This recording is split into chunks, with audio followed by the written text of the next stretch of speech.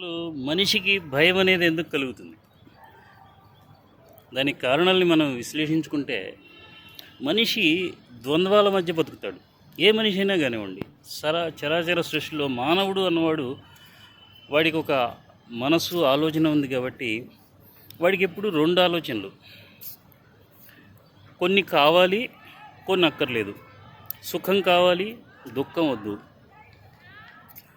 Luxuries కావాలి, luxuries కానివద్దు.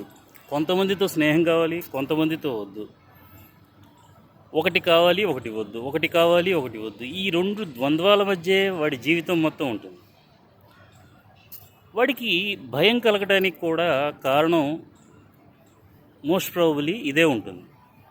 Most probably కాదు, philosophers చెప్పేది ఏంటంటే వాడికి భయం కలగడానికి కారణం ఈ ద్వంద్వాల మధ్య బతకటమే. ఫర్ ఎగ్జాంపుల్, మీ అపార్ట్మెంట్లో ఒక పార్కింగ్లో ఒక కారు పెట్టాలి. మీకు ఒక ప్లేస్ చాలా ఇష్టం, ఇంకొక ప్లేస్ ఇష్టం లేదు. చూసారా, ద్వంద్వాలు. ఒకటి ఇష్టం, ఇంకొకటి ఇష్టం లేదు. ఒకటి చాలా ఇష్టం, ఇంకొకటి కష్టం. ఒక చోట పార్కింగ్ చేయాలి, అది ఇష్టం. ఇంకో చోట పార్కింగ్ చేయొద్దు, అది కష్టం. ఇష్టం కావాలి, కష్టం వద్దు.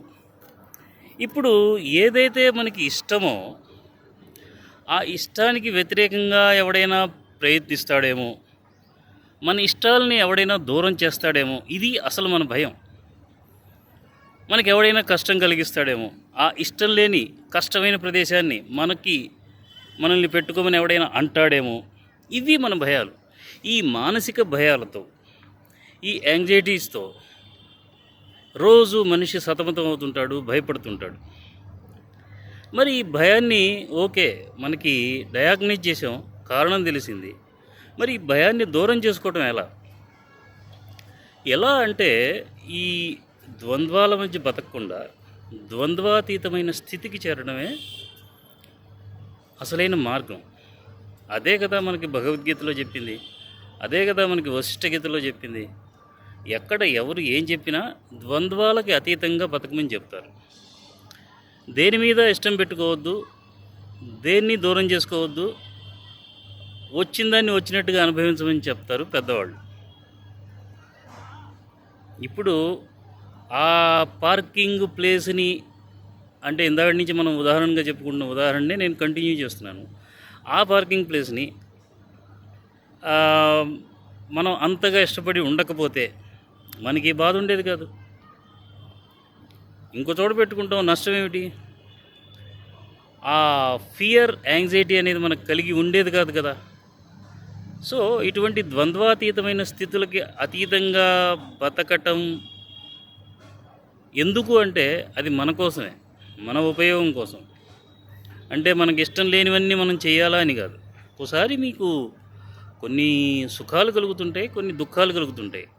సుఖం కలిగినప్పుడు ఆనందించండి, దుఃఖం కలిగినప్పుడు కూడా ఆనందించండి. ఇది మనకు పెద్దవాళ్ళు చెప్పింది, బోధించింది. మనకి కొన్ని సంవత్సరాల క్రితం రమణ మహర్షి అనే ఆయన అరుణాచలంలో ఉండి అందరికీ బోధించింది ఇదే కదా. మనం బతికేటువంటి ఈ స్వల్పమైన జీవితంలో మనం ఇది కష్టం, అది సుఖం, వాడు కావాలి, వీడు వద్దు అని, అసలు ఈ మొత్తం జగత్తే స్వప్నం రా బాబు అంటే ఆ స్వప్నంలో కూడా, అంటే ఇప్పుడు దానిలో కూడా తగాదాలు పెట్టుకొని జుట్టు పట్టుకొని ఎందుకు చేసుకోవడం ఇంత అవసరమా అని ఆ పండితుల అభిప్రాయం, పెద్దవాళ్ళు, ఫిలాసఫర్స్ వారి అభిప్రాయం. సో మనం ద్వంద్వాలకు అతీతంగా బతుకుదామని ట్రై చేద్దాం.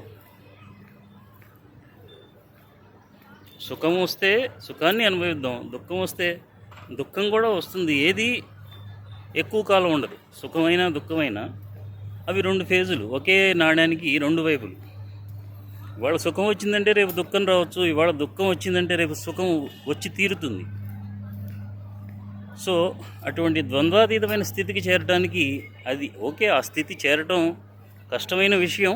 బట్ ప్రయత్నం ఇప్పుడు మొదలెడితే ఏవో దేవుడి అనుగ్రహం వల్ల ఆ స్థితికి పూర్తిగా చేరుకొని ఎటువంటి సుఖ దుఃఖాలు లేకుండా, కష్ట నష్టాలు లేకుండా హ్యాపీగా జీవించవచ్చు కదా.